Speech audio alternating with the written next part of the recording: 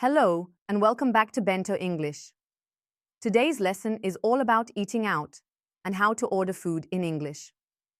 Let's start with a simple phrase. Can I have? Please.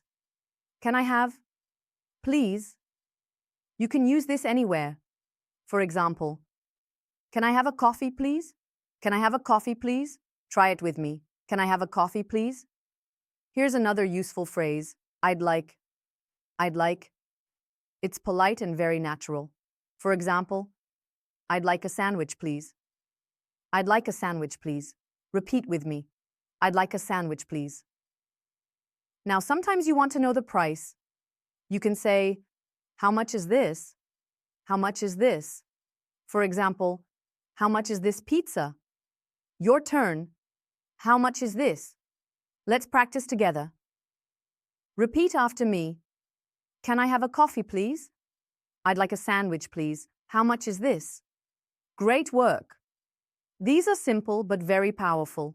The next time you visit a cafe or restaurant, you'll be ready. That's all for today's Bento English lesson. Short, simple, and tasty. Just like a bento box. See you next time.